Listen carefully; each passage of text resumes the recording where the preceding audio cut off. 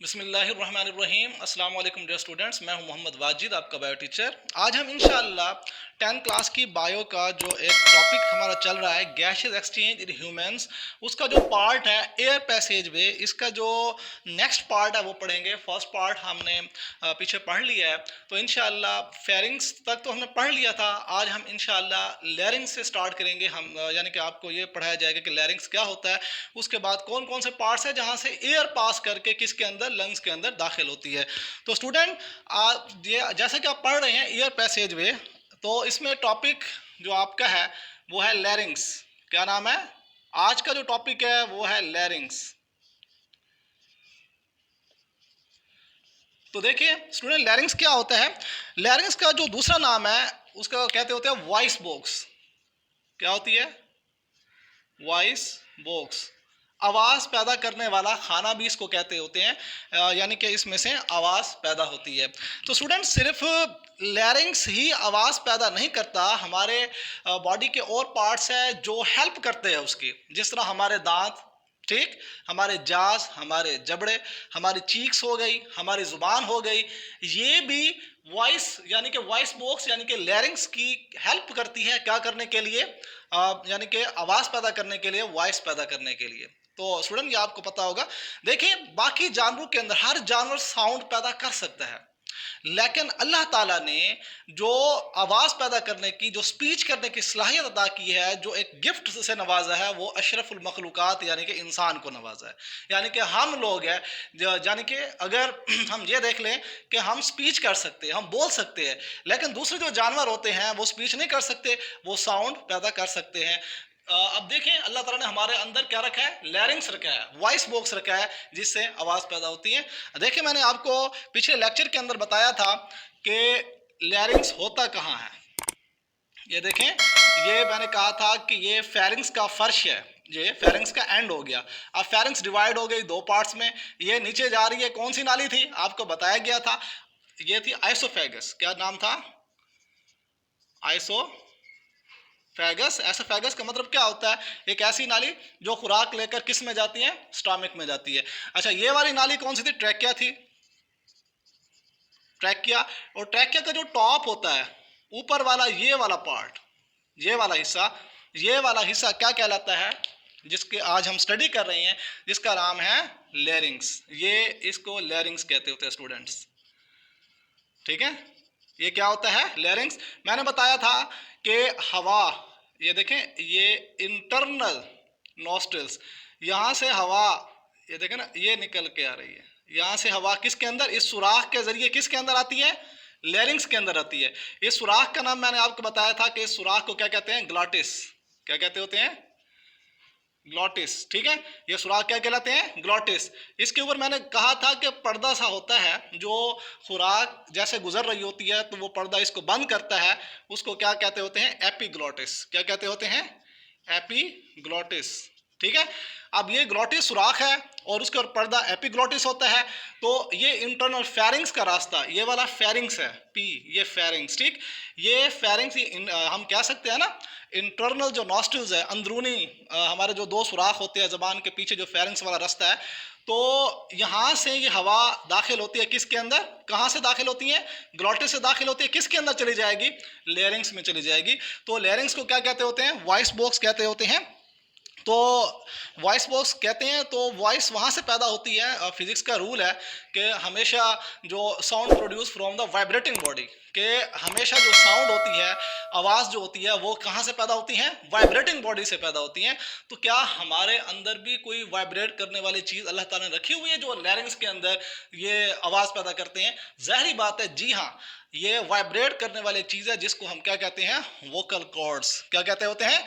ये fibrous bands होते हैं, स्ट्रिच, यानी कि ये तने हुए इस तरह के बैंड्स होते हैं। पेयर ऑफ बैंड्स, यानी कि बैंड्स का जोड़ा होता है। स्ट्रेच बैंड्स का, यानी कि यहाँ पर हम क्या, रस्सियाँ, तनी हुई रस्सियों की तरह ये लगे होते हैं इस तरह, और पेयर ऑफ बैंड्स होता है इसके अंदर। और जैसे हवा इसके अंदर जाती है, वोकल कॉर्ड से टकराती है, तो वोकल कॉर्ड्स क्या करते हैं? वाइब्रेट करते हैं। जब ये वाइब्रेट करते हैं तो क्या पैदा होती है? साउंड पैदा होती है। तो स्टूडेंट, ये क्या होते हैं? Vocal cords. क्या होते हैं? Vocal cords. कॉर्ड्स कहते हैं रस्सी को, ठीक है ना। यानी कि ऐसी तनी हुई रस्सी की तरह जो स्ट्रक्चर होती है ना, उसको हम क्या कहते हैं, वोकल कॉर्ड्स कहते हैं। वोकल कॉर्ड्स जिस तरह गिटार होता है, गिटार के अंदर जिस तरह रिंग्स लगी होती है, हम कैसे रस्सियां लगी होती है, इस तरह की पट्टियां होती हैं, उसको अगर यूं थोड़ा सा छुआ जाए तो किस तरह साउंड क्रिएट होती है। तो यहाँ भी ऐसे होता है, जब इनसे हवा टकरा के जाती है ना, तो ये वाइब्रेट करते हैं, जिसकी वजह से क्या पैदा होती है, आवाज़ पैदा होती है। तो स्टूडेंट आपको ये समझ आई होगी कि लैरिंक्स क्या होता है, वॉइस बॉक्स होता है। अच्छा, ये भी कार्टिलेज का बना होता है। किसका बना होता है, कार्टिलेज, ठीक है ना। कार्टिलेज का बना हुआ एक बॉक्स है जिसको आप लैरिंक्स का नाम देते हैं, ठीक है ना। ये कहाँ होता है, जहाँ फेरिंग्स का फर्श होता है, उसके बाद जो स्टार्ट होता है, और ट्रैकिया का जो टॉप होता है उसको हम लैरिंक्स कहते होते हैं। इसको वॉइस बॉक्स कहते हैं, आवाज़ पैदा करने वाला आला। आवाज़ कैसे पैदा होती है इसके अंदर वोकल कॉर्ड्स होती हैं, एक स्ट्रेच बैंड्स होती हैं, फाइब्रस बैंड्स होती हैं। जब हवा इनसे टकराती है तो ये क्या करते हैं, वाइब्रेट करते हैं, जिससे आवाज़ पैदा होती है। तो स्टूडेंट ये चीज़ आप लोगों को अच्छे से समझ आ गई होगी कि लैरिंक्स क्या होता है, ठीक। उसके बाद लैरिंक्स के बाद अब जो हम लैरिंक्स कंटिन्यू टू ट्रैकिया, मतलब लैरिंक्स कहाँ, अब मैं कहता हूँ कि लैरिंक्स से हवा किसके अंदर आ जाएगी, ट्रैकिया। ये ट्रैकिया को क्या कहते होते हैं, विंड पाइप भी कहते होते हैं। ट्रैकिया, ट्रैकिया का दूसरा नाम क्या होता है, विंड पाइप। इसको क्या कहते हैं, विंड पाइप भी कहते हैं, यानी कि हवा की नाली, ठीक है ना, हवा का पाइप जिसमें से हवा गुजरती है। तो स्टूडेंट आपको ये चीज़ भी समझ आ गई होगी, आपको ये पता होना चाहिए जो ट्रैकिया होता है हमारी बॉडी के अंदर, इसका जो साइज़ है 12 सेंटीमीटर लॉन्ग होती है। कितनी होती है, इसकी लंबाई कितनी होती है, 12 सेंटीमीटर। जिस तरह ये इतना सा हमारा फुट होता है छोटा, उतनी सी तकरीबन इसकी लंबाई होती है, ये यहाँ पर होती है, ठीक है ना, ट्रैकिया। अब ये आपको ट्रैकिया के बारे में और बता दूँ कि इसके अंदर जो होता है ना, कार्टिलेज के बनी हुई प्लेट्स लगी हुई होती है, सी शेप कार्टिलेजिनियस रिंग्स होते हैं इसके अंदर। अब वो रिंग्स क्यों लगे होते हैं ये भी आपको बताता हूं। देखिए स्टूडेंट, ये कुछ इस तरह मैं आपको बता दूं, कार्टिलेज की स्ट्रक्चर यूं होती है, कुछ ये यूं सी शेप के इसके अंदर यूं हल्के लगे होते हैं, ऐसे, ये ऐसे सी शेप रिंग्स कार्टिलेज के बने होते हैं। कार्टिलेज क्या होती है, नरम हड्डी, जिसको हम क्या कहते हैं, नरम हड्डी। तो ये एक तरह की ट्रैकिया की जनरल फॉर्म हम कह सकते हैं, ये है। अब ये जो सी शेप कार्टिलेजिनियस रिंग्स है, कौन से, सी शेप्ड कार्टिलेजिनियस रिंग्स, ठीक है ना, ये क्या क्या काम करते हैं, क्यों होते हैं, इसलिए होते हैं कि ये ट्रैकिया को क्लैप्स होने से बचाते हैं, पिचकने से बचाते हैं। चाहे इसमें हवा ना भी हो, हवा अगर ना भी हो ना इसके अंदर, तो ट्रैकिया क्या क्लैप्स नहीं होती। किसकी वजह से, इन रिंग्स की वजह से, इन प्लेट्स की वजह से। किसकी बनी होती है, कार्टिलेज की बनी होती है। किसकी बनी होती है, कार्टिलेज की। तो स्टूडेंट ये आपको ट्रैकिया समझ आ गई होगी। ट्रैकिया क्या है, एक विंड पाइप है, ठीक है ना, हम कहते हैं हवा की एक नाली है, 12 सेंटीमीटर लॉन्ग होती है, ठीक है ना। ये किसकी बनी हुई है, सी शेप कार्टिलेजिनियस रिंग्स होते हैं इसके अंदर। ये क्यों होते हैं कि इसको क्लैप्स होने से बचाते हैं ये, ताकि हवा इसके अंदर ना भी होना तब ये क्लैप्स ना हो। तो स्टूडेंट आगे देखें ट्रैकिया से हवा निकलकर फिर कहाँ जाती है। जैसे ये ट्रैकिया, हम ये कह सकते हैं ना कि चेस्ट कैविटी में, हमारी छाती के अंदर जैसे ये दाखिल होती है ना क्या, ट्रैकिया, तो ये दो पार्ट्स में डिवाइड हो जाती है। तो जरा गौर करेंगे आपको अच्छे से समझ आएगी। ये देखिए स्टूडेंट, ये ट्रैकिया है, ये जैसे हमारे चेस्ट कैविटी में एंटर हो गई, ये एंटर हुई, ये एक पार्ट इधर हो गया, एक पार्ट इस तरफ, मतलब ये दो पार्ट्स में क्या हो जाती हैं, डिवाइड हो जाती है। क्या हो जाती हैं, डिवाइड। एक पार्ट इस तरफ चला जाता है और एक पार्ट इस तरफ। हम ये कहते हैं, अब ये जो पार्ट्स है, ये हो गई ट्रैकिया। ये क्या हो गई, ट्रैकिया। ट्रैकिया किसे कहते हैं, सांस की नाली, ये ट्रैकिया। अब मैं कहता हूँ ये चेस्ट कैविटी में दाखिल हो गई है, हमारी छाती में दाखिल हो गई है। जैसे दाखिल हुई, दो पार्ट्स में डिवाइड हो गई। अब इनको क्या नाम देते हैं, ब्रोनकाई। क्या नाम देंगे, ये जो होते हैं इनको हम कहते हैं ब्रोनकाई, ब्रोनकाई। ये प्लूरल है, सिंगुलर बोलेंगे तो ब्रोनकस बोल रहे हैं इसको, क्या बोलेंगे, ये क्या है, प्लूरल ब्रोनकाई एंड सिंगुलर ब्रोनकस, ठीक। तो इसमें ये डिवाइड हो जाएगी। तो कार्टिलेज के हल्के जो होते हैं इसके ऊपर भी होते हैं, जिस तरह ट्रैकिया के ऊपर कार्टिलेजिनियस रिंग्स होते हैं, उसी तरीके से किसके अंदर होते हैं, ब्रोनकाई के ऊपर भी होते हैं।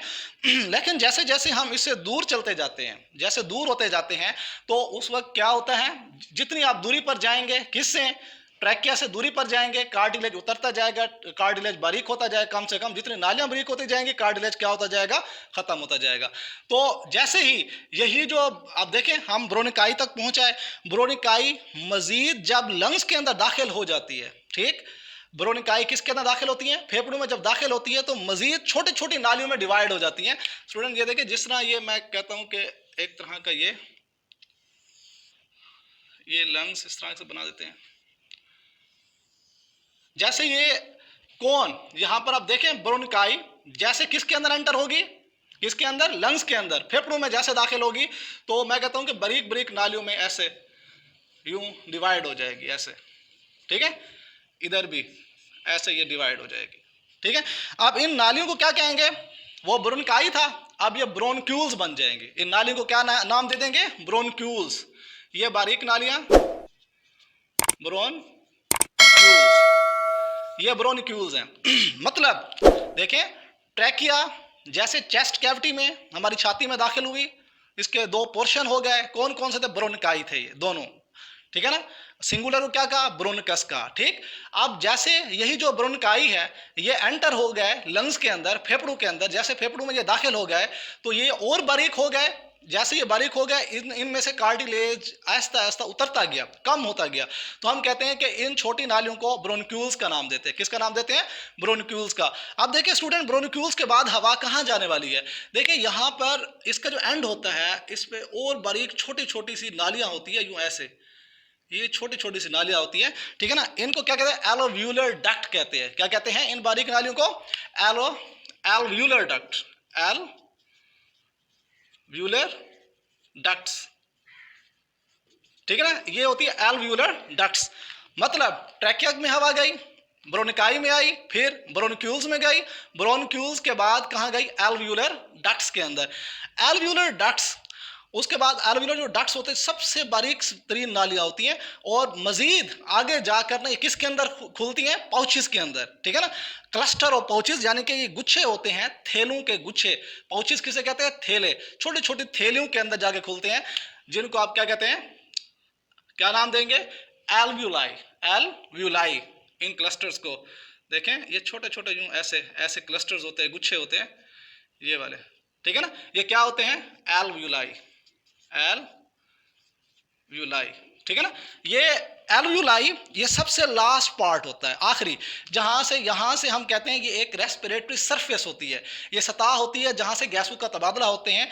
यही वो जगह है जहां से ऑक्सीजन ब्लड के अंदर जाती है, ऑक्सीजन कहां जाती है, ब्लड में जाती है, और जो कार्बन डाइऑक्साइड होती है, देखें ऑक्सीजन O2, और जो कार्बन डाइऑक्साइड होती है ये बाहर निकल जाती है, यानी कि यहाँ से लंग्स के रास्ते वापस आती है, यानी कि हमारे मुंह के रास्ते, नाक के रास्ते वापस खारिज हो जाती है, ठीक। तो मतलब यहाँ पर आपको एक और चीज़ पता होनी चाहिए कि ये जो पाउचेस होती है, मैं कहता हूँ कि ये एल्व्यूलाई, यहाँ पर यूँ ऐसे इसको देख लें, इस तरह की इसकी तकरीबन स्ट्रक्चर होती है। तो एक जनरल शेप है, आप देखें जरा, इनके बाहर कैपिलरीज के गुच्छे होते हैं, क्या होते हैं, कैपिलरीज, यानी कि खून की जो बारीक नाली है उनके गुच्छे होते हैं। लेकिन ये सिंगल सेल, ये बहुत बारीक होती है, हम कहते हैं एपिथेलियल जो सेल है उसकी एक लेयर से मिलकर बनी होती है, एपिथेलियल की, ठीक है ना, ये उसकी बनी हुई है। तो यहां से मतलब ये दो लेयर्स, एक ये हो गई, एक ये कैपिलरीज की हो गई, ये किसकी हो गई, एल्विलाई की लेयर हो गई, और एक लेयर किसकी हो गई, कैपिलरी की हो गई। यहां से जो ऑक्सीजन होती है बॉडी के अंदर, और यहां से कार्बन डाइऑक्साइड हमारे जिस्म से बाहर निकल जाती है, ठीक है ना। तो आपको याद होना चाहिए कि जो एल्व्यूलाई होते हैं, एल्व्यूलाई याद रखें, ये एक रेस्पिरेटरी सरफेस है, एक सतह है, यहाँ से गैसों का तबादला होता है, ये फंक्शनल यूनिट है, फंक्शनल यूनिट ऑफ लंग्स। वो क्या है, क्या कहते हैं उसको, alveoli. Alveoli is the functional unit of lungs. Lungs का जो फंक्शनल यूनिट है हम उसको एल्व्यूलाई का नाम देते हैं, क्योंकि ये लास्ट पार्ट होता है, सबसे छोटा हिस्सा यही होता है, और यहीं से गैसों का तबादला होता है। इनके बाहर कैपिलरीज के गुच्छे होते हैं, ठीक है ना, कैपिलरीज से कार्बन डाइऑक्साइड निकलकर किस में, एल्व्यूलाई के अंदर, एल्व्यूलाई से ऑक्सीजन निकलकर ब्लड के अंदर, कैपिलरीज के अंदर दाखिल हो जाती है। तो स्टूडेंट ये चीज़ आप लोगों को अच्छे से समझ आ गई होगी। 9th क्लास के अंदर आपने पढ़ा था, देखें ज़रा, यहाँ पर मैं एक नॉर्मल से आपको बता देता हूँ। हार्ट मतलब दिल में जब डीऑक्सीजनेटेड ब्लड आ जाता है तो दिल से डीऑक्सीजनेटेड ब्लड को उठाकर जो पल्मोनरी आर्टरी होती है, कौन सी artery? Pulmonary artery. Pulmonary artery कौन सी होती है? एक ऐसी नाली जिसमें कौन सा ब्लड होता है? डीऑक्सीजनेटेड ब्लड होता है। पल्मोनरी आर्टरी के अंदर कौन सा ब्लड होता है? Deoxygenated blood. यहाँ पर मैं आपको यूं बना के देता हूँ, ये देखें, ये सीधा किसके पास जाएगी? लंग्स के पास। कौन जाएगी? Pulmonary artery. इसके पास ब्लड कौन सा होता है? डीऑक्सीजनेटेड ब्लड होता है। तो डीऑक्स देखिए, जैसे आर्टरी जा रही होगी तो ये जाते जाते बारीक होती जाएगी, फिर क्या बन जाएगी? आर्टरी से आर्ट्रियोल्स बन जाएगी। आर्टरी से, यहाँ पर नहीं लिखते, यहाँ पर लिख लेते हैं, देखें, पल्मोनरी आर्टरी से क्या बन जाएगी? आर्ट्रियोल्स, ठीक है ना, आर्ट्रियोल्स। फिर उसके बाद आर्ट्रियोल्स किसमें? कैपिलरीज में। कैपिलरीज कहाँ होती है? एल्वियोलाई के बाहर होती है। फिर ये कैपिलरीज के अंदर कहाँ से? एल्वियोलाई से ऑक्सीजन आएगी। ऑक्सीजन आने के बाद जब कैपिलरीज बनेगी तो क्या बन जाएगी? पहले वेन्यूल बनेगी। क्या बनेगी? वेन्यूल्स बनेगी। वेन्यूल के बाद फिर क्या बनेगी? एक बड़ी वेन बनेगी। क्या बनेगी? वेन। अब वेन कौन सा ब्लड वहां से लेकर आई है? लंग से, एल्वियोलाई से कौन सा ब्लड लेकर आई है? इसके अंदर कौन सा होता है? Oxygenated blood. देखें, यहाँ पर एक क्वेश्चन आ जाता है कि कौन सी ऐसी आर्टरी है जिसमें डीऑक्सीजनेटेड ब्लड होता है जबकि आर्टरीज के अंदर ज्यादातर तो ऑक्सीजनेटेड ब्लड होता है। हम कहते हैं कि वो पल्मोनरी आर्टरी है जिसमें क्या होता है? डीऑक्सीजनेटेड ब्लड होता है और वो लंग्स में जाती हैं, ठीक, आर्ट्रियोल्स में डिवाइड होती है, फिर कैपिलरीज में जाती है। कैपिलरीज में क्या? ऑक्सीजन दाखिल होगी ब्लड के अंदर, ऑक्सीजन उसके रास्ते में। फिर उसके बाद कैपिलरीज मिलकर क्या बनाएगी? वेन्यूल्स बनाएगी। वेन्यूल जब मिलेंगे तो क्या बना देंगी? वेन। वेन में ऑक्सीजनेटेड ब्लड होता है जबकि वेन्स के अंदर जो हम सिर्फ वेन का नाम दे तो उसमें डीऑक्सीजनेटेड ब्लड होता है। तो इस तरह ये वापस दिल की तरफ लेकर आएगी। तो ये सिस्टम हमारे बॉडी के अंदर चल रहा है। उम्मीद है स्टूडेंट ये एयर पैसेज वे आपको अच्छे से समझ आया होगा। तो आप इसको अगर मजीद कुछ पूछना है तो आप कमेंट सेक्शन में आकर मुझसे डिस्कस कर सकते हैं, पूछ सकते हैं। तो इंशाल्लाह नेक्स्ट लेक्चर के लिए बहुत जल्द मिलने वाले हैं। तब तक के लिए अल्लाह हाफिज़।